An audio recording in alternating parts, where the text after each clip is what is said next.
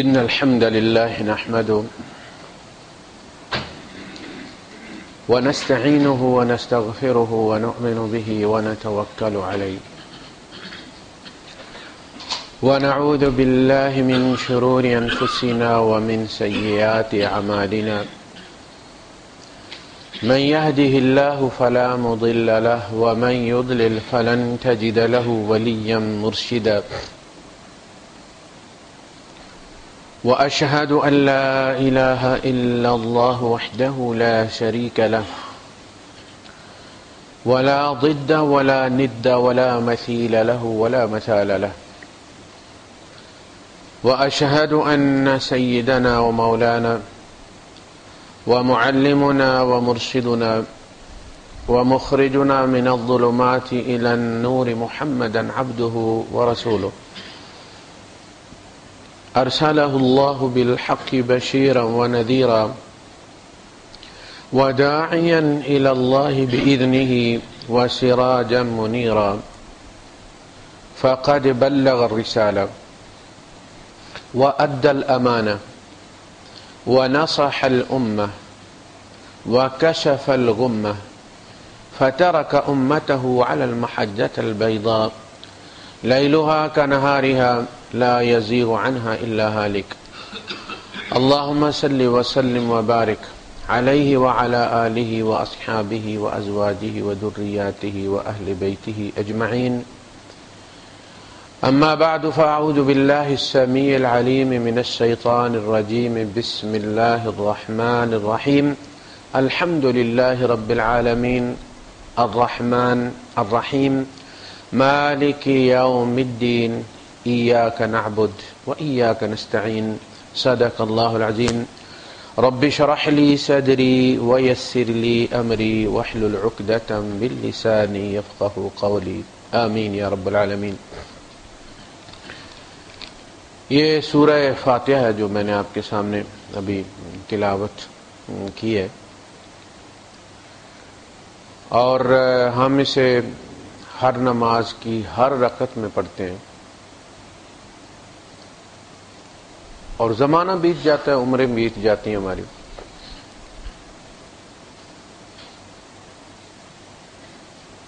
جو چیز، جو بات، جو کیفیت یہ سورت اللہ اور بندے کے درمیان پیدا کرتی ہے، اور جس سے نماز کی کیفیت میں وزن پڑتا ہے، نمازیں وزنی ہوتی ہیں، اس لیے کہ قیامت کے دن گنی نہیں جائیں گی، تولی جائیں گی۔ والوزن یومئذ الحق، گنی جائیں تو صحابہ کی نمازیں اور ہماری نمازیں رکعتیں برابر ہیں، تولی جائیں تو شاید ہماری ساری زندگی کی نمازیں ان کی ایک رکعت کے برابر بھی وزنی نہ ہو۔ وہی کیفیت جو یہ صورت پیدا کرنا چاہتی ہے، وہی کیفیت ہمارے کردار کو تبدیل کرنے میں اہم ہے۔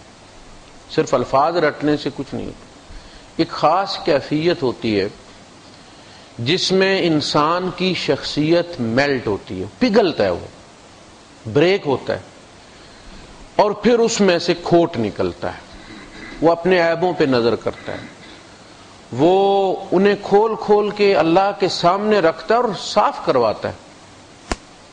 ہم سارا کچھ سمیٹ کے رکھتے ہیں، اور جس طرح لے کے آتے ہیں اسی طرح گند سمیٹ کے واپس چلے جاتے ہیں۔ تزکیہ نام کس چیز کا؟ صفائی کرنا۔ اسلام و دین ہے جس کی ابتدائی کتاب الطہارہ سے ہوتی ہے، طہارت کے مسائل، کوئی بھی کتاب کھول لیں۔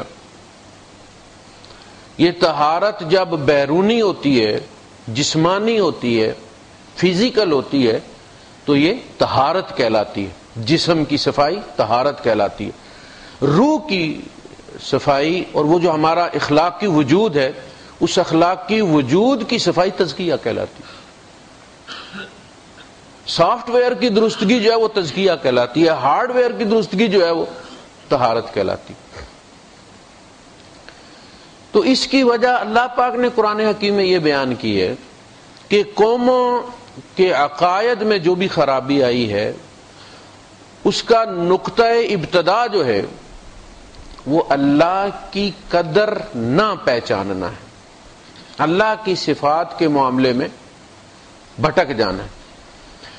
میں ہمیشہ یہ کہا کرتا ہوں کہ عبادات چلتی ہیں تواتر کے ساتھ، بندے کو دیکھ کر بندہ عبادت کرتا ہے، باپ کو دیکھ کے بچہ نماز پڑھنا شروع کرتا ہے، باپ کو دیکھتا ہے، مسجد میں ہم بھی جاتے تھے، اب بھی بچے آتے ہیں، وہ رکوع باپ کی طرح کرتے ہیں، ہاتھ باپ کی طرح اٹھاتے ہیں، رکوع میں باپ کو دیکھتے بھی رہتے ہیں، سجدے میں بھی دیکھتے رہتے ہیں، لیکن وہ باپ کو فالو کرتے ہیں۔ عبادات اس طرح چلتی ہیں اور ہمیشہ محفوظ رہتی ہیں، عبادات میں کبھی کوئی مسئلہ نہیں ہوا۔ عبادات آج بھی بنی اسرائیل کی وہی ہیں جو موسیٰ علیہ السلام کے زمانے میں تھی۔ اللہ پاک نے قرآن حکیم میں سورہ مائدہ میں 2 دفعہ کہا ہے، سورہ حج میں نبی کریم صلی اللہ علیہ وسلم کو فرمایا کہ نبی مناسک میں ان کے ساتھ تمہارا کوئی تنازع نہیں ہے، لِكُلِّ أُمَّةٍ جَعَلْنَا مَنْسَكًا هُمْ نَاسِكُوهُ، ہم نے جس امت کے لیے الگ الگ مناسک طے کیے وہ ان کو کیا کر رہے ہیں، ناسکوہ، وہ ان کو ادا کر رہے ہیں، ان میں کوئی خرابی نہیں۔ فَلَا يُنَازِعُنَّكَ فِي الْأَمْرِ، یہ چیز آپ کو تنازع میں نہ الجھائے۔ وَادْعُ إِلَىٰ رَبِّكَ، تو بس اپنے رب کی طرف دعوت دے، یہ رب سے دور چلے گئے۔ اب بھی جو ہمارے یہاں کجی آئی ہے، نمازیں وہی ہماری، مسئلہ سارا عقائد کا ہے۔ رسول اس لیے نہیں آتے تھے کہ قومیں عبادات ضائع کر دیتی تھی، اس لیے آتے تھے کہ قومیں عقائد خراب کر لیتی تھی۔ کان الناس امۃ واحدۃ فاختلفوا، اختلاف کہاں ہوا؟ عقائد میں۔ اسلام نے جب وہ علاقے فتح کیے کہ جہاں علم الکلام تھا اور فلسفہ تھا اور فلاسفہ تھے، یونان وغیرہ اور یہ ایران وغیرہ، یہ اس وقت فلسفوں کی سرزمین تھی، عقلیں لڑاتے تھے لوگ، تو اسے ان سوالات کا پھر سامنا کرنا پڑا۔ یعنی جب وہ نکلا اپنی حدود سے، جزیرۃ العرب سے باہر، تو یہاں تو سمعا و طاعہ تھا، سنا اور مان لیے، پلٹ کے سوال نہ کیے، وہاں سوال کھڑے کیے گئے، اور پھر اللہ پاک نے اس زمانے میں اس زمانے کے حالات کے مطابق اپنے دین کے تحفظ اور دفاع کے لیے لوگ پیدا کیے۔ وہ لوگ بڑے مقدس تھے، بڑے اہم تھے، لیکن اپنے زمانے کے سوالات کا جواب دینے میں بڑے ماہر تھے۔ آج کے زمانے کے سوالات کے لیے وہ کام نہیں کرتے، ہم ان کا احترام کرتے۔ آج کے سوال کا جواب دینے کے لیے اللہ آج کا بندہ پیدا کرے گا، یہ اس کی سنت ہے۔ رائٹ برادران نے جہاز ایجاد کیا تھا، سائنسدان ان کا احترام کرتے ہیں، سنبھال کے رکھا ہوا ہے، دکھاتے ہیں، تصویریں اس کی دکھاتے ہیں ابتدا، لیکن وہ وہاں چوپڑی مار کے بیٹھ نہیں گئے کہ ہم نے ساری زندگی ایسے ہی جہاز بنانے۔ ان کے احترام کے باوجود انہوں نے ترقی کی اور آج چاند اور مریخ کی طرف چلے گئے۔ ہمارا معاملہ یہ ہے کہ نہیں جی، جب تک فتویٰ پرانا نہ ہو 600 سال تب تک وہ ویلڈ نہیں۔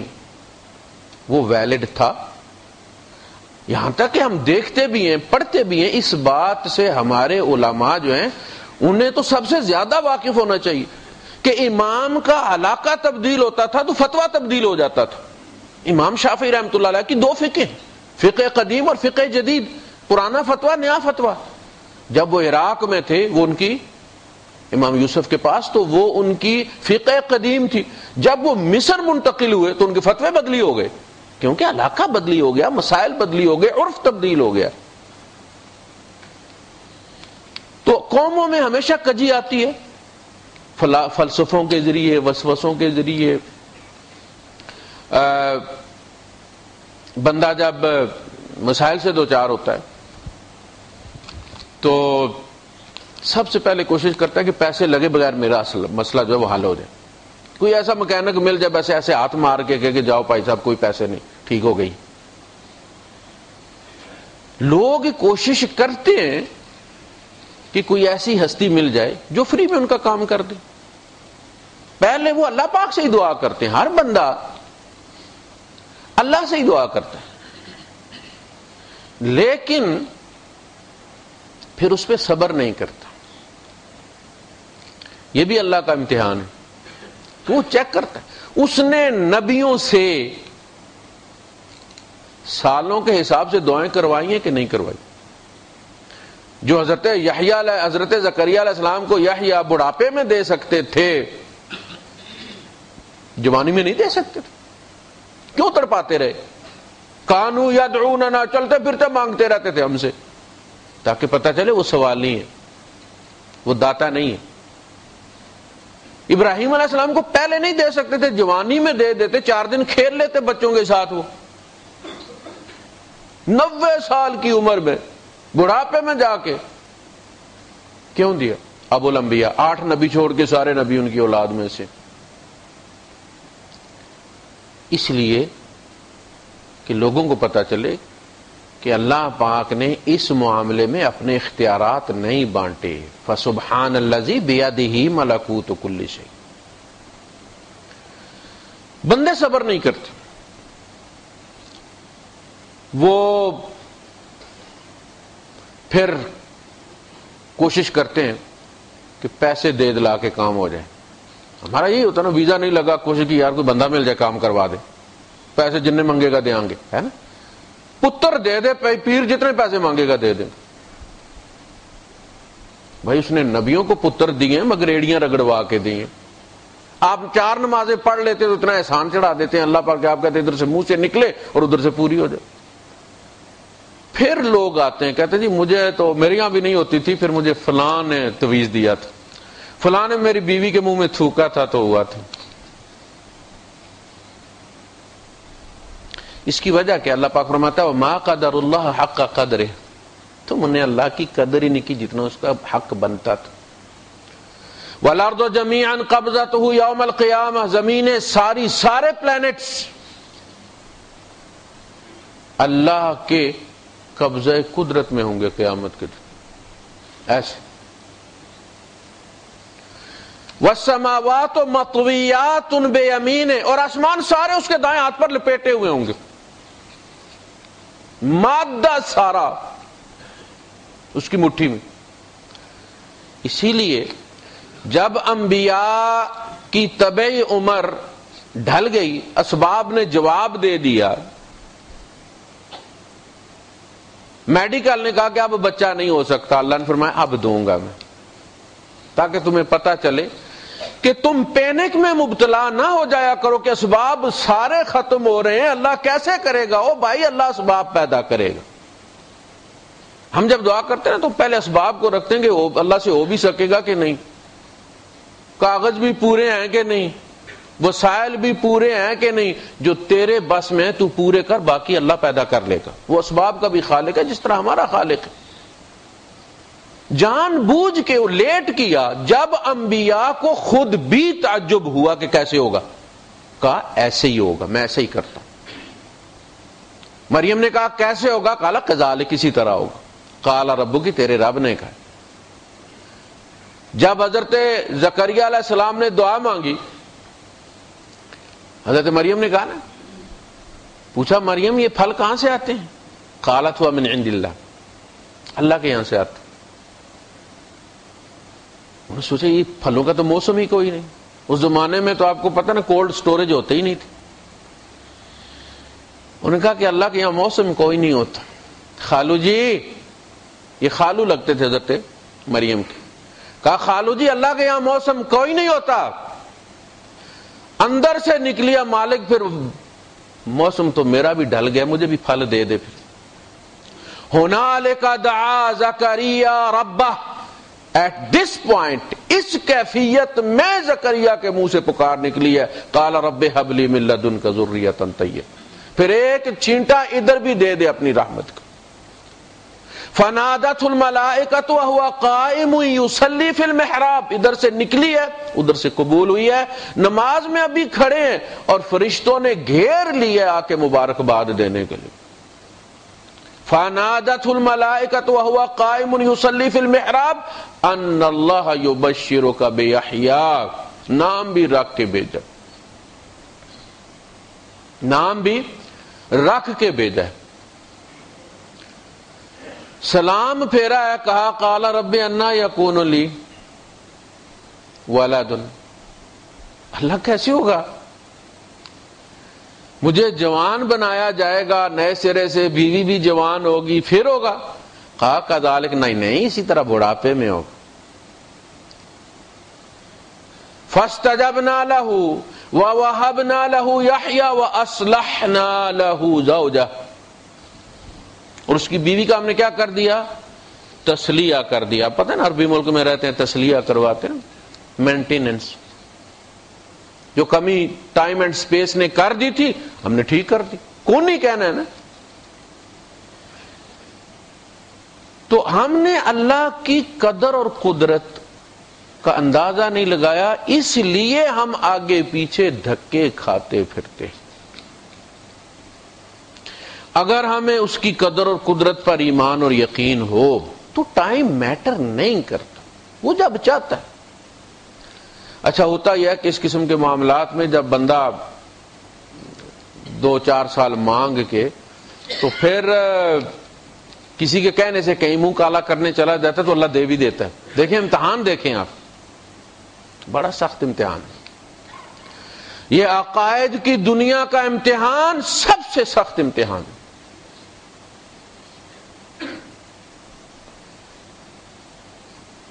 کہ اللہ سے مانگتا رہا نہیں دیا، دوسری جگہ جا کے مانگا مل گیا، کیا ثابت ہوا؟ اب پچھتاوا ہوا کہ ایویں ٹائم ہی ضائع کیتا اتنے سال رب کو مانگ کے۔ پہلا آ جاتا تو ہوں میرا منڈا میرے نال کھیڈدا ہوندا۔ پچھتاوا آیا کہ نہیں آیا رب سے مانگے؟ پہلے یہ تعویذ کروا لیتا، او بھائی وہ ٹائم تھا، تیرا ٹائم لکھا ہوا تھا، تو نے ذرا جلد بازی کی ہے، تھوڑا صبر کر جاتا تو اسی ٹائم اس نے ہونا تھا۔ اور بھائی جب سورج ڈوب جاتا ہے تو تعویذ کروانے سے پھر طلوع ہوتا ہے، اس کی ٹائمنگ ہے نا۔ وَكُلَّ شَيْءٍ خَلَقْنَاهُ بِقَدَرٍ،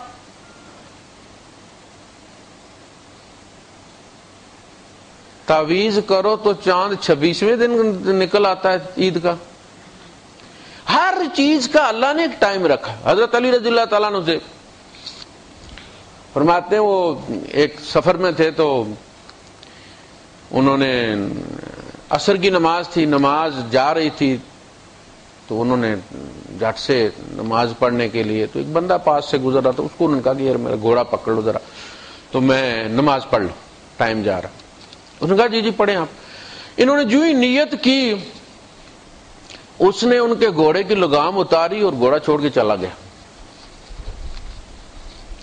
انہوں نے نماز پڑھی، بڑی مشکل سے گھوڑا پکڑا، انہوں نے اپنی چادر اس کے گلے میں ڈال کے تو بستی میں گئے کہ کسی سے پوچھوں کوئی رسی شسی کوئی مل جائے۔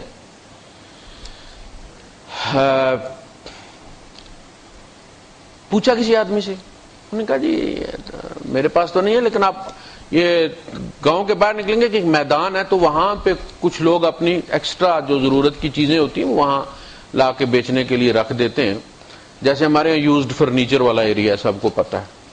انہوں نے کہا جی وہاں کوئی بندہ ہوگا، آپ اسے پتہ کر لیں۔ آپ گئے تو دیکھا وہی بدو بیٹھا ہوا لگام لے کے بیچنے کے لیے۔ آپ کو شرم آ گئی۔ میں سیڑھیوں پہ کھڑا تھا، میرے سامنے ایک صاحب میری جوتی پہن کے بڑے آرام سے انہوں نے پہنی اور میں نے ان کی شکل دیکھی اور مجھے شرم آ گئی، میں نے نہیں روکا۔ آپ واپس آئے اور اسی بندے سے آپ نے کہا کہ جاؤ اور جا کے اس سے پوچھو کہ وہ کتنے کی بیچتا ہے اور پیسے مجھ سے لے جاؤ اور وہ لگام لے کے آ جاؤ۔ وہ گیا، انہوں نے کہا 2 درہم مانگ رہے، 2 درہم دیے، وہ لگام لے آئے۔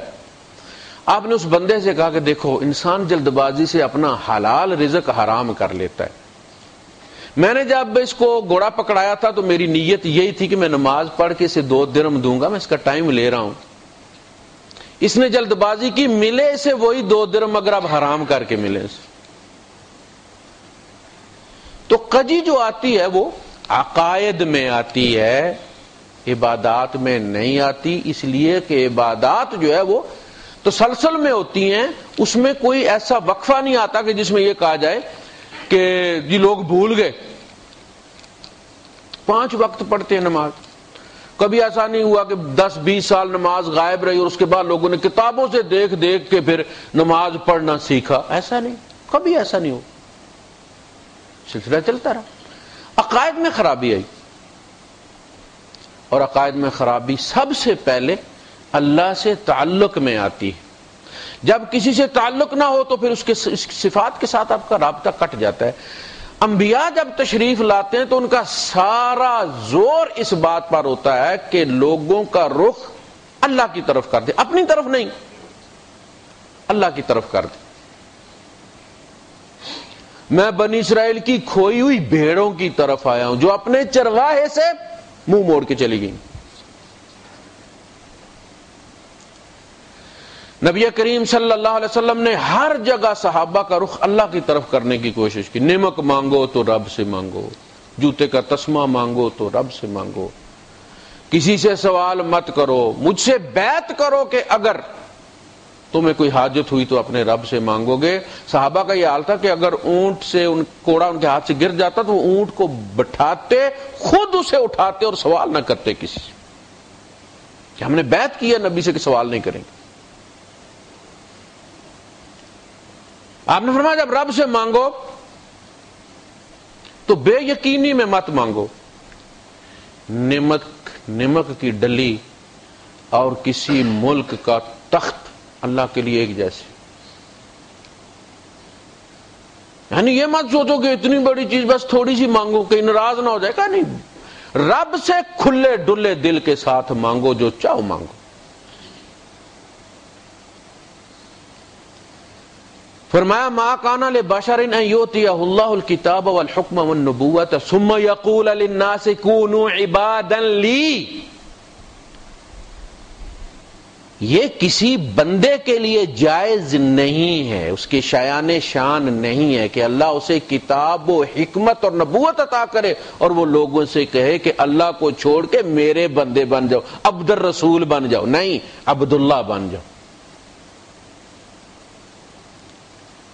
وَلَٰكِن كُونُوا رَبَّانِيِّينَ، رب والے بن جاؤ، صرف مسجد میں نہیں، بازار میں بھی جاؤ تو تمہاری گردن تنی ہوئی ہو کہ تم رب والے ہو۔ میں کہتا ہوں شیخوں کا جو کک بھی ہوتا ہے نا، اس کی بھی چال نرالی ہوتی کہ اس کا تعلق محل کے ساتھ ہے۔ حضرت علی رضی اللہ تعالیٰ کیا کہتے ہیں؟ بڑے درویش ہستی تھی حضرت علی رضی اللہ تعالیٰ نے، اسی لیے ان کی بے نیازی بڑی مشہور۔ مال غنیمت میں سے ملتا تھا جو بھی، کھڑے کھڑے، حالانکہ گھر میں فاقہ ہوتا تھا، اللہ کی راہ میں دے کے گھر آتے تھے۔ تو ہمیں تو اپنے سٹیٹس کے لیے کچھ چیزیں چاہیے ہوتی ہیں نا، اچھی گاڑی ہونی چاہیے، اچھا گھر ہونا چاہیے، فلاں، اسی کے تقابل سے ہم اونچے ہوتے ہیں، بڑے ہوتے ہیں، اور اسی وجہ سے یہاں بیٹھے ہوئے ہیں۔ روٹی پاکستان میں بھی مل جاتی ہے۔ آپ نے فرمایا اللہ علی کے فخر کے لیے، علی کی عزت کے لیے اتنا ہی کافی ہے کہ علی تیرا بندہ ہے، اور علی کے فخر کے لیے اتنا ہی کافی ہے کہ تو علی کا رب ہے۔ جب ایرانیوں کی طرف مسلمانوں کا وفد گیا تو جو وفد گیا وہ ان کے پاس نیامیں نہیں تھی اپنی تلواروں کے لیے، کپڑا لپیٹا ہوا تھا ان کے اوپر، کیونکہ بے نیام تلوار اصل میں اعلان جنگ ہوتا ہے، تو جب وہ دربار میں حاضر ہوتے تھے تو تلوار لازم میان میں ہونی چاہیے تاکہ پتہ چلے کہ آپ امن کی حالت میں آئے۔ ان کے پاس میانیں کوئی نہیں تھی، انہوں نے اپنے وہ امامے ہی پکڑ کے تو اس کے اوپر اس کو میان میں کر لیا تھا۔ اچھا، یہ جو گارڈ آف آنر آپ کے یہاں پیش کیا جاتا ہے نا سربراہ مملکت کو، جو باہر سے آتے ہیں، بہترین نوجوان سلیکٹ کر کے اس کے لیے لمبے چوڑے خوبصورت سمارٹ چنے جاتے تاکہ آنے والے پر آپ کی دبدبہ آپ کا قائم ہو۔ یہ اسی طرح اس نے جناب ایرانی کارپیٹ آپ کو پتہ بڑے مشہور ہیں، کارپیٹ بچھائے گئے اور دونوں طرف نیزہ بردار بڑے کڑیل جوان کھڑے کیے گئے تاکہ آنے والے وفد پر دہشت ہماری طے جو ہے وہ طاری ہو جائے اور ٹیبل ٹاکس میں ہمارا پلہ باری رہے. یہی ہوتا ہے، نفسیاتی جنگ ہوتی ہے. یہ اللہ کے بندے گئے جناب علی اور خچر سمیت ہی چڑھ گئے اس پر، کارپیٹ پر. اس کے پاس جا کے اترے اور نیچے اتر کے ٹھک سے اپنا نیزہ جناب والے اس کے کارپیٹ میں ٹھونسا اور گھوڑا خچر اس کے ساتھ باندھ دیا. پریشان یہ کیا ہو رہا ہے بھائی؟ تو الٹی ان پر داغ بیٹھ گئی. انہیں تو پتہ ہی کوئی نہیں کہ بھائی یہ کارپیٹ اتنے قیمتی ہیں. تو ایسے پتہ چلتا ہے جیسے مدینے کی گلیوں میں رول رہے ہیں، ایسے وہ کچرے میں پھینکتے ہیں. الٹا اثر ہو گیا. تو یہ کیا تھا؟ یہ فخر اور اعزاز انہیں حاصل تھا کہ ہم اللہ کے نمائندے ہیں، ہم اللہ کی نمائندگی کر رہے ہیں یہاں پہ. انہوں نے کیا اثر لینا تھا اس سے؟ خیر، سب سے جو بڑی وجہ ہماری رب سے دوری اور شرک میں مبتلا ہونے کی وہ یہ کہ ہمیں اپنے رب کی قدر نہیں ہے. اور انبیاء نے کونوا ربانیین، رب والے بن جاؤ اللہ کی طرف ہر چیز کو. یہاں تک کہ جب اللہ کے رسول صلی اللہ علیہ وسلم خطیب بھیجا کرتے تھے مختلف علاقوں میں، تو آپ ان کا امتحان لیتے تھے. تو ایک خطیب سے آپ نے سننا شروع کیا، اپنی اپنی باری پہ وہ خطبہ سناتے تھے، آپ سنتے تھے، تصویب کرتے تھے. ٹھیک ہے. ایک بندہ کھڑا ہوا اور اس نے کہا کہ من یطع اللہ ورسولہ فقد فاز وہدی، اور اس کے بعد اس نے کہا ومن یعصہما، جس نے ان دونوں کی نافرمانی کی. بات ٹھیک تھی لیکن اللہ کے رسول صلی اللہ علیہ وسلم نے پسند نہیں کی کہ تم نے ایک ضمیر میں اللہ اور رسول کو اکٹھا کر دیا ہے. تمہیں کہنا چاہیے تھا ومن یعص اللہ ورسولہ، قال ومن یعصہما فقال رسول اللہ صلی اللہ علیہ وسلم بئس الخطیب انت، بڑا برا خطیب ہے، چھوڑ بیٹھ جا. یہ ہے غیرت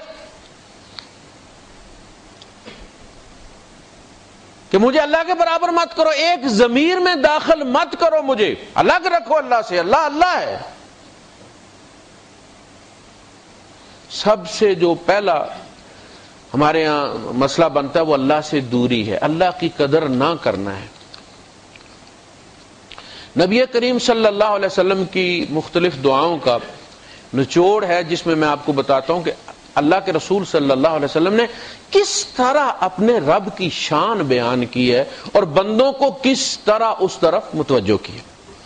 آپ نے فرمایا اللہم انت احق من ذکر، اللہ اے اللہ تو سب سے زیادہ حقدار ہے کہ تو سب سے زیادہ یاد آئے،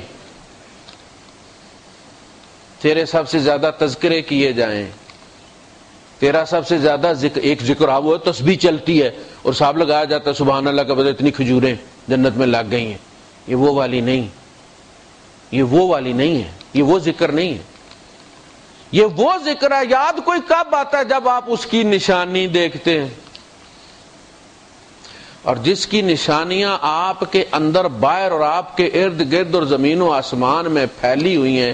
اولاد کی طرف اٹھے تو وہی یاد آئے، بیوی کی طرف اٹھے تو وہی یاد آئے، کھانے پینے کی طرف اٹھے تو وہی یاد آئے، اپنے بدن کی طرف اٹھے تو وہی یاد آئے، گاڑی کی طرف اٹھے تو وہی، ہر طرف. وَأَسْبَغَ نِعْمَهُ وَأَسْبَغَ نِعْمَهُ ظَاهِرَةً وَبَاطِنَةً وَأَسْبَغَ عَلَيْكُمْ نِعْمَهُ ظَاهِرَةً وَبَاطِنَةً. اس نے تو اپنی نعمتیں تمہارے اندر اور باہر چپڑ دی ہیں. تو سب سے زیادہ حقدار کون ہے جس کے تذکرے کیے جائیں، جو سب سے زیادہ یاد آئے؟ اللہ. جس بندے کو یہ ہوتا ہے کہ جی اولاد مجھے اللہ نے دی، اس کی نظر جب بھی اٹھتی ہے تو اسے اللہ یاد آتا. میرے آپ میں سے شاید بہت کو معلوم بھی ہوگا، بہت ساروں کو معلوم نہیں بھی ہوگا، میں 16 بچوں کا باپ ہوں. 13 مر گئے ہیں، 3 زندہ الحمدللہ. اور اس میں 5-7 کے بعد ایک زندہ بچ گیا، پھر 4 کے بعد پھر ایک زندہ بچ گیا، پھر اس طرح سے کر کے تو مولانا خان محمد صاحب کندیاں شریف والے اور یوسف لدھیانوی صاحب اور یعقوب بابا صاحب اور یہ پورا وفد علماء کا تقریباً 17 علماء تھے جو تشریف لائے ہوئے تھے. تو ہمارے رفیق صابری صاحب ہمارے ایک دوست ہوا کرتے تھے، انہوں نے ان کے ساتھ ذکر کیا کہ قاری صاحب کے ساتھ یہ مسئلہ ہے، ان کا بچہ جو زندہ نہیں بچتا. تو انہوں نے ایک تعویذ دیا. اچھا مسئلہ بھی کوئی نہیں تھا، میڈیکلی سب کچھ ٹھیک تھا. ریکھا شرما کہتی تھی بھگوان دے گا، ڈاکٹر رحمانی کہتی تھی اللہ دے گا، خرابی کوئی نہیں. اس کا مطلب ہے کہ وہیں سے سوئچ آف تھا، باقی یہ کہ اور کوئی مسئلہ نہیں تھا. تو میں نے انکار کر دیا، میں نے وہ تعویذ انہیں بڑے احترام کے ساتھ واپس کر دیا. انہوں نے کہا کہ قاری صاحب آپ کو پتہ ہے ہم مشرک نہیں ہیں. میں نے کہا مجھے اس کی ضرورت نہیں. میں نے ان کے سامنے وہ آیت پڑھی، ان اللہ یمسک السماوات والارض ان تزولا، میرا رب وہ ہے جس نے زمین و آسمان کو ڈولنے سے بچایا. وہ میرا چٹانگ پر بچہ نہیں اسے سنبھالا جاتا. میں تعویذ دوں گا اسے کہ اس سے سنبھال دو مجھے، میں نہیں کر سکتا، میرا دل نہیں اس چیز کا کرتا. اللہ کی شان ہے کہ وہ زندہ بچ گیا بچہ. اب میں جب بھی اس کی طرف دیکھتا ہوں تو مجھے وہ واقعہ یاد آتا. دوسرا کیا یہ ہوا کہ ڈاکٹروں نے جواب دے دیا کہ اب نہیں ہو سکتا. پہلے یہ تھا کہ میڈیکلی ٹھیک ہے، کہا جی اب نہیں ہو سکتا. ڈاکٹر رحمانی صاحبہ کارنش میں، آپ جو لوگ یہاں فیملی والے ان کو پتا ہوگا، ہمارے سفیر صاحب سے ان کی شادی ہوئی ہے سب، وہ یہ فتویٰ دے کر لندن چلی گئی اپنے بچے سے ملنے کے لیے کہ بی بی اب نہیں ہو سکتا. رپورٹیں یہ کہہ رہی ہیں. وہ 2 مہینے گزار کے آئیں تو ان کی ٹیبل پہ فائل پڑی ہوئی تھی، اللہ نے دے دیا تھا. جب انہوں نے رپورٹ دیکھی تو کرسی سے کھڑی ہوئی، یہ کیسے؟ یہ اسی طرح جس طرح یحییٰ علیہ السلام کا وہ جب دیتا ہے تو یہ آپ لوگوں کے اسباب کو نہیں دیکھتا، وہ اسباب کا پابند نہیں ہے. تو جب میں نے دیکھتا ہوں تو مجھے کون یا اللہ، اگر وہ داتا صاحب کے یہاں کوئی بکرا شبرا، تو جب بھی بچے پر نظر اٹھتی تو وہ نظر خیانت کی نظر ہوتی، اس سے رب یاد نہ آتا، داتا یاد آتا. وَيَعْلَمُ خَائِنَةَ الْأَعْيُنِ، تمہاری نظر شکر لے کر آتی ہے واپس، یا اس میں خیانت کرتی ہے، اس نعمت کو کسی اور کی طرف منسوب کرتی ہے، وہ اس کو بھی جانتا. تو اے اللہ تو سب سے زیادہ حقدار ہے کہ تو سب سے زیادہ یاد آئے، اس لیے کہ تیری نشانیاں بہت. وَأَحَقُّ مَنْ عُبِدَ، اور تو سب سے زیادہ حقدار ہے کہ تیری غلامی کی جائے. تو نے ہمیں خریدا نہیں ہے، تو نے ہمیں بنایا ہے. تو نے ہمیں خریدا نہیں ہے کہ ہماری اور یا زیادہ وابستہ ہوں کہ پچھلا مالک بڑا ہی اچھا تھا. ہوتا نا جب عورت کا نکاح دوسری جگہ ہو جاتا تو پھر کہتی ہو پہلے والا اچھا تھا. ہم بک کر نہیں آئے، پچھلا موبائل لے آئے تو کچھ نہ کچھ تصویریں اس میں ہوتی ہیں پرانے والے میں، کوئی گانا وانا ہوتا ہے، کچھ چیزیں ہوتی ہیں نا، کہ تو نے ہمیں پچھلے سے خریدا اور پچھلے کی طرف ہمارا بار بار دھیان جائے کہ وہ اچھا تھا. اے اللہ تو نے تو ہمیں تخلیق کیا ہے، ہماری میموری میں تیرے سوا ہے ہی کچھ نہیں.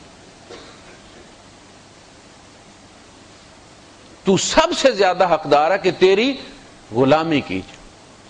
وَأَوْثَرُ مَنِ ابْتُغِي، اے اللہ تو سب سے قیمتی چیز ہے. اثریا کس کو کہتے ہیں؟ پیسے والوں کو، مال والوں کو، جن کے پاس دولت ہوتی. وَأَوْثَرُ، سب سے زیادہ قیمتی، مَنِ ابْتُغِي، ابتغاء وجہ اللہ، اللہ کا چہرہ ڈھونڈنا. اے اللہ تو سب سے قیمتی چیز ہے جس کی تلاش کی جائے. جب کچھ چیزیں ڈراپ کرنی پڑیں اور بندہ اندازہ نہ کر سکے تو گڑبڑ ہو جاتی ہے. ابھی ریسنٹلی شاید کو مہینہ 2 مہینے پہلے کی بات ہے، آپ لوگ جو پڑھتے ہیں اخبار، خلیج ٹائمز میں نے پڑھا تھا، شارجہ ایئرپورٹ پہ ایک خاتون جا رہی تھی لدی پھندی، جیسے ہماری عادت ہے ایشینز کی کہ پاکستان سے بھی آنا تو گنے شنے منڈ کے لے کے آنا جناب، پورا وہ بھی پریشان ہوتے ہیں، وہاں والے مشین میں نہیں گھستے، یہاں والے گدے بیلچے جو ہے رکھ کے لے جاتے ہیں جیسے پاکستان میں ملتا ہی کوئی نہیں۔ او بھائی ساری سید پر روڈ بھری ہوئی ہے، پیسے لے جاؤ۔ تو سامان ہاتھ میں ڈھیر سارا رکھا ہوا تھا، جب وہ چڑھی اوپر وہ چلنے والی سیڑھی سے اوپر جا کے ڈولی ہیں تو فیصلہ نہیں کر سکیں کہ ظاہر ہاتھ خالی کرنا تھا تو کسی چیز کو پکڑنا تھا نا، فیصلہ نہیں کر سکیں کہ کیا پکڑنا ہے کیا چھوڑنا ہے، اپنا نو مولود بیٹا انہوں نے چھوڑ دیا، وہ سر کے بل نیچے گرا، اسے ہاسپٹل لے گئے لیکن وہ مر گیا تھا۔ جب آدمی پینک میں ہوتا ہے، مسائل درپیش ہوتے ہیں، تو اسے اس وقت فیصلہ نہیں کر پاتا کہ رب کو چھوڑنا ہے یا یہ چیز چھوڑنی ہے۔ جو رب والے ہوتے ہیں وہ دوسری سوچ سوچتے ہی نہیں۔ ہم نے دیکھا نا، یہ صرف ہم ویگنوں پہ لکھ کے رکھتے ہیں، ربا تو راضی تے سارا جگ راضی۔ جب رشتے ناتے اور رب چھوڑنا پڑے تو دوسری سوچ کیوں آئے؟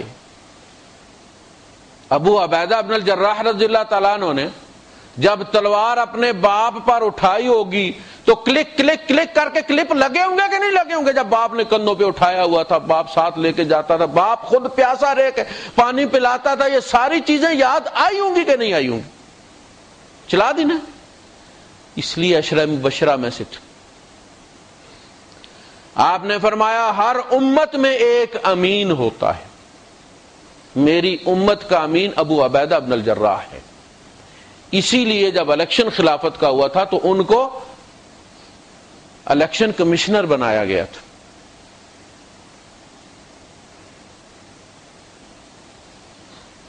تو اوساروں مانی بھی تو گی، سارے نقصان برداشت کیے جا سکتے ہیں میرے مولا، لیکن تجھے چھوڑنے کا نقصان نہیں برداشت کیا جا سکتا۔ سارے نقصانات کے بعد پلٹ کر بندہ یہ دیکھے کہ میرے پاس کیا بچا ہے، کہا کہ سوائے رب کے کچھ نہیں بچا، کہا سب کچھ بچ گیا۔ ابو بکر صدیق رضی اللہ تعالیٰ عنہ کا مقام جو صحابہ میں اللہ کے یہاں ہے وہ ان کی نمازوں کی وجہ سے نہیں، ہماری کتابوں میں لکھا ہوا کہ ابو بکر کے مقام کا جو مقام ہے ان کا اور جو درجہ اللہ کے یہاں، اس کی وجہ لِصَلَاتِهِ وَصَوْمِهِ نہیں ہے، وہ اپنی نمازوں اور روزوں کی وجہ سے سارے ہی صحابہ نماز پڑھتے تھے، اچھی نماز پڑھتے تھے۔ بَلْ لِشَيْءٍ فِي قَلْبِهِ، کسی ایسی چیز کی وجہ سے تھا جو صرف ابو بکر کے دل میں تھی۔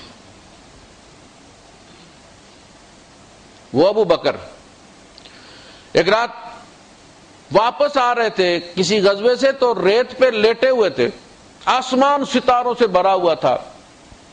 حضرت عائشہ صدیقہ رضی اللہ تعالیٰ نے پوچھ لیا کہ اللہ کے رسول کوئی ایسا بھی خوش بخت ہوگا جس کی نیکیاں ستاروں جتنی ہوگی؟ آپ نے فرمایا عمر ان میں سے ہے۔ آپ حضرت حفصہ کے والد کی تعریف ہو جائے، سوکن پج مردہ ہو گئی، آہستہ سے کہنے لگی اور میرے ابا؟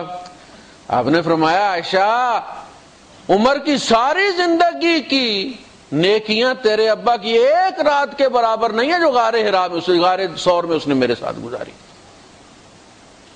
وہ جو دن لگے ہیں نا ابو بکر صدیق رضی اللہ تعالیٰ عنہ کے نبی کے ساتھ، انہوں نے مقام دیا۔ بندہ یہ دیکھے کہ بچا کیا میرے پاس، مال چلا گیا ہے، اولاد چلی گئی ہے، بڑے نقصان ہو گئے، فلاں ہو گیا، کہا اور رب بھی بچا کہ نہیں؟ کہا سب کچھ بچ گیا۔ اگر رب میرے ساتھ ہے تو پھر سب کچھ میرے پاس ہے، اور اگر سب کچھ مل گیا ہے اور رب میں نے گنوا دیا ہے تو پھر کچھ بھی نہیں بچا۔ ذالک متاع الحیات الدنیا، یہ دنیا کی زندگی کا سامان ہے۔ وَأَوْسَرُ مَنِ ابْتُغِي وَأَرْأَفُ مَن مَلَكَ، مالکوں میں سب سے زیادہ شفیق تو ہے، مالکوں میں سب سے شفقت والا، خیال کرنے والا اگلے کا، رافت ہوتی ہے اگلے کے احساسات کا بھی خیال رکھنا، رحمت ہوتی ہے اس کی ضروریات کا خیال رکھنا۔ یتیم کو آپ نے کھانا دے دیا، کپڑے دے دیے، یہ بھی بڑی مہربانی آپ کی، اس کا اجر ملے گا آپ کو، لیکن حضور نے فرمایا کہ اس کے سر پہ جو ہاتھ پھیرنا ہے نا، اسے پیار والا، وہ جو باپ کی محرومی ہے، اس کا الگ اجر ہے۔ ایک بندہ نے کہا کہ اللہ کے رسول میرے دل کی قساوت بہت ہے میرے دل میں، آپ نے فرمایا امسح راس الیتیم، یتیم کے سر پر ہاتھ پھیرا کر، اس کے اپنے فائدے ہیں۔ ارأف من ملک، رافت ہوتی ہے اگلے کے احساسات سے بھی، ان کا بھی خیال رکھنا، اس لیے اللہ پاک تانا نہیں دیتا۔ توبہ کر کے ہے نا بندہ، جو حدیث قدسی میں ہے کہ میں تانا نہیں دوں گا، کہ جوانی ہوٹلوں میں گزار کے بڑھاپے میں میرے پاس آ گئے ہو، میں اب اس بڑھاپے کا کیا کروں جس میں تمہارا وضو بھی نہیں ٹھہرتا۔ کہا نہیں، سانس نکلنے سے پہلے پلٹا، اتنا کوئی کسی کا انتظار نہیں کرتا جتنا اللہ اپنے گناہگار بندے کا کرتا۔ وَأَرْأَفُ مَنْ مَلَكَ وَأَجْوَدُ مَنْ سُئِلَ، جود و سخا آپ نے سنا نا اردو میں، جود و سخا، اجود من سئل، تو سب سے زیادہ کھلے دل والا ہے، سب سے زیادہ دینے والا ہے کہ جس سے سوال کیا جائے۔ وَأَوْسَعُ مَنْ أَعْطَى، اور اللہ پاک دینے میں بھی سب سے زیادہ کھلا ہاتھ تیرا ہے۔ موسیٰ علیہ السلام نے کہا اللہ جو بھی ڈال دے۔ قال رب انی لما انزلت الی من خیر فقیر، اللہ میں خالی ہاتھ نکلا ہوں، میرے پاس کچھ بھی نہیں ہے، جو بھی دے دے میں شکر کروں۔ ایک تو ہوتا ہے نا ڈیمانڈ کرنا، پاکستان میں جاؤ تو ایئرپورٹ والے کہتے ہو درم دیو، اندازہ کریں آپ، جو بھی دے دے۔ لما انزلت الی من خیر فقیر، اللہ نے کھانا دیا، گھر دیا، نوکری دی، بیوی بھی دے دی، آگ لینے گئے پیغمبری بھی دے دی، نکلے آگ لینے تھے۔ اس لیے کہتے ہیں کہ اگر رب کی عطا کا حال پوچھنا ہے تو موسیٰ سے پوچھو، گئے انگارہ لینے تھے اور نبوت دے دی۔ اجود من سئل واوسع من اعطى انت الملك لا شریک لک،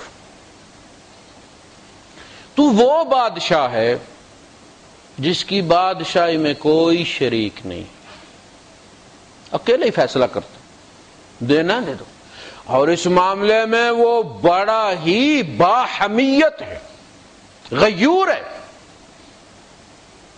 اپنے اختیارات کے معاملے میں اللہ کے رسول صلی اللہ علیہ وسلم کا ماتھا شک ہے، خون بہ رہا ہے، اور آپ فرما رہے ہیں اللہ اس قوم کو کیسے ہدایت دے گا جو اپنے نبی کے چہرے کو لو لہان کر دیتی ہے۔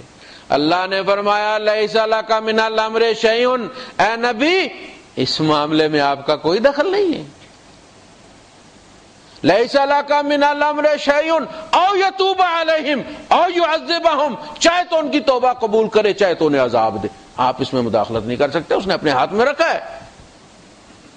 اسی لیے خالد ابن ولید آئے نا پھر پلٹ کر، یہی سبب تھے اصل میں اس ماتھا شک ہونے کا، اور نبی کے ہاتھ سے تلوار پکڑی اور سیف اللہ قرار پائے ہیں، توبہ قبول ہوئی نا۔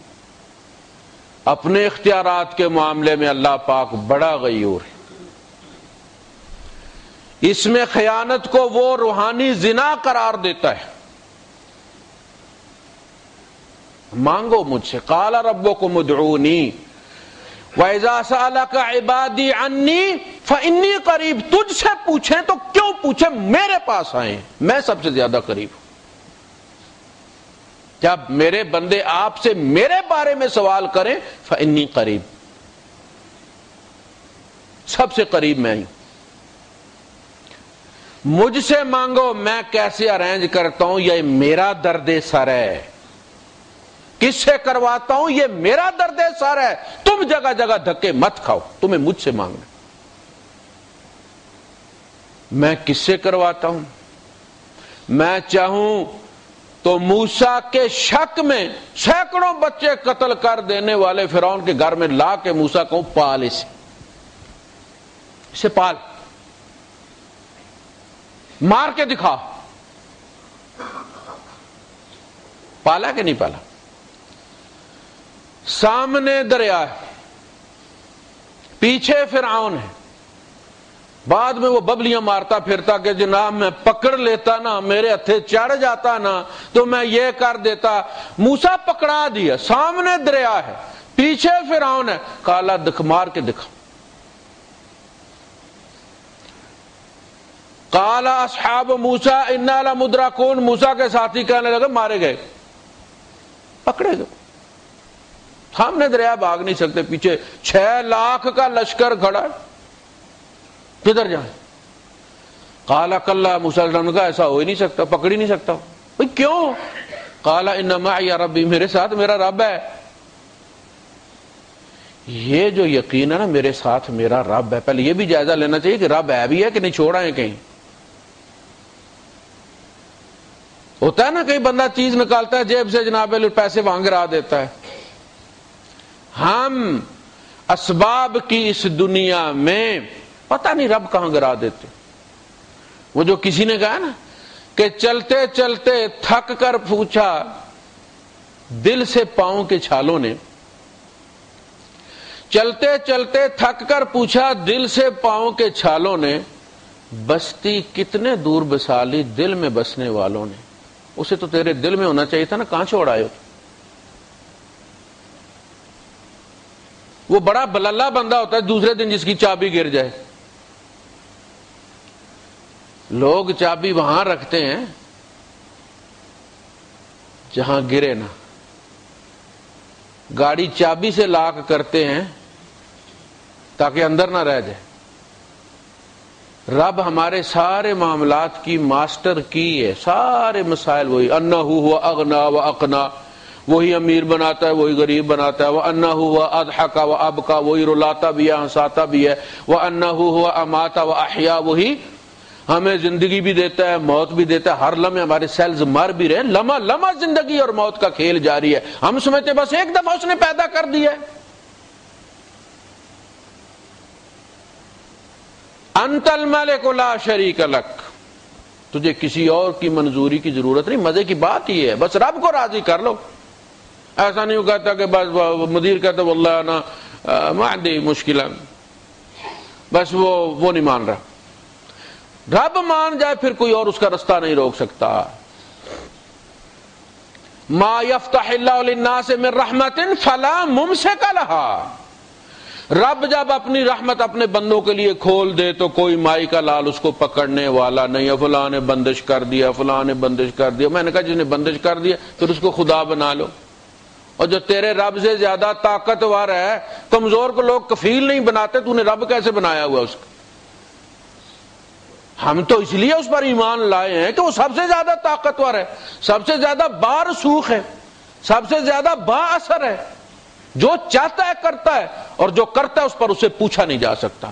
فعال لما یرید لا یسأل عما یفعل،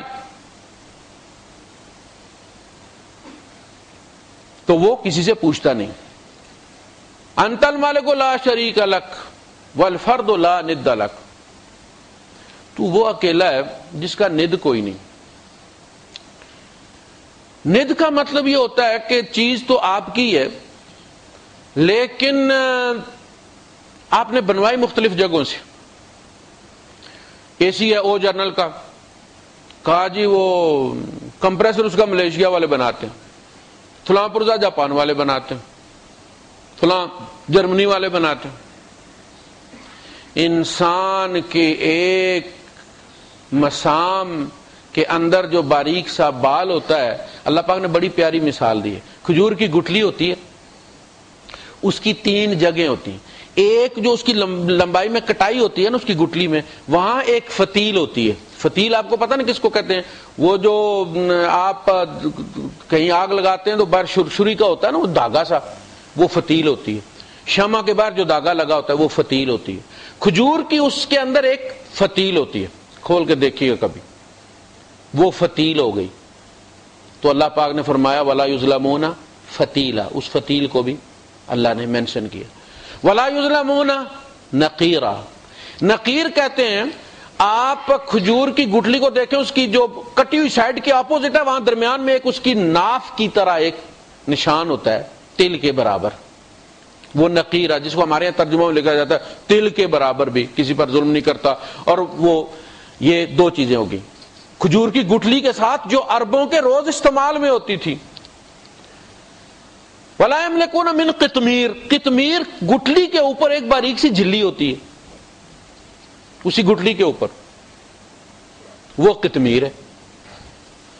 کہ یہ تم غیر اللہ کو جو پکارتے پھرتے ہو نا، وہ بڑے بڑے اونٹ مانگتے ہو اس سے، وہ تو قطمیر کے مالک بھی نہیں ہے، نقیر کے مالک بھی نہیں ہے، اور فتیل کے مالک نہیں، اتنا بھی ان کے پاس نہیں. ضعف الطالب والمطلوب، بھوکا بھوکے سے مانگ رہا ہے، عاجز عاجز سے مانگ رہا ہے، فقیر فقیر سے مانگ رہا ہے. ما قدر اللہ حق قدرہ ان اللہ قوی عزیز، تم نے اللہ کی قدر نہیں کی، قوی کو چھوڑ کے ضعیف کے پیچھے پڑ گئے. والفرد لا ند لک، ہمارا ایک ایک عضو رب نے بنایا ہے اور اسی کے پاس اس کا مینٹیننس. کسی گاڑی کی جب بیچتے ہیں نا تو کہتے ہیں جی یہ ایجنسی سے ہوتی ہے، سروس ہوتی رہی، مینٹیننس اس کا ہوتا ہے، تو تسلی ہو جاتی ہے. آپ کو پتہ ہے ایجنسی والے پیسے تو بہت لیتے ہیں لیکن مینٹیننس صحیح کرتے ہیں. ہم وہ لوگ ہیں الحمدللہ جو یہ یقین رکھتے ہیں کہ ہمارا مینٹیننس وہ کرتا ہے جس نے ہمیں بنایا، ایجنسی والا ہی کرتا ہے، ہمارا خالق ہی کرتا ہے. حضرت ابراہیم علیہ السلام کا آپ نے دیکھا ہوگا، کبھی انہوں نے اعتراض کیا تم لوگ نماز نہیں پڑھتے. کیا کہا کہ میرا رب وہ ہے کہ جو الذی خلقنی فہو یہدین، جس نے مجھے پیدا کیا وہی مجھے ہدایت دیتا ہے. والذی ہوا یطعمنی ویسقین، اور وہ مجھے کھلاتا بھی ہے مجھے پلاتا بھی ہے. وَإِذَا مَرِضْتُ فَهُوَ يَشْفِينِ، اور جب میں کبھی بیمار ہوتا ہوں تو وہی مجھے شفا بھی دیتا ہے. پیچھے کچھ چیز چھوڑی، اس کے بعد اللہ کی طرف متوجہ ہیں. وَالَّذِي أَطْمَعُ أَن يَغْفِرَ لِي خَطِيئَتِي يَوْمَ الدِّينِ، اور جیسے میں امید رکھتا ہوں، میں طمع رکھتا ہوں کہ وہی میرے گناہ معاف کرے گا قیامت کے دن. وَالْفَرْدُ لَا نِدَّ لَكَ كُلُّ شَيْءٍ هَالِكٌ إِلَّا وَجْهَكَ، اے اللہ ہر چیز ختم ہو جانے والی ہے، ہلاک ہو جانے والی ہے سوائے تیرے چہرہ اقدس کی. بندہ بہت انویسٹ کرتا ہے، تحفے دیتا ہے، مسکا پالش کرتا ہے کسی کو قابو میں کرنے کے لیے، اور اگلے دن پتہ چلتا ہے ہر باپ کا ہارٹ اٹیک ہوا ہے، مر گیا. خاسرت دنیا والآخرہ. راڈو بھی گئی، اس کے گھر میں جا کے جو پوتڑے دھوتا رہا وہ بھی گئی. کہا تم دنیا میں جس کے بھی پیچھے لگتے ہو نا اپنے مطلب کے لیے، وہ زائل ہونے والا، اس کی گارنٹی کوئی نہیں ہے.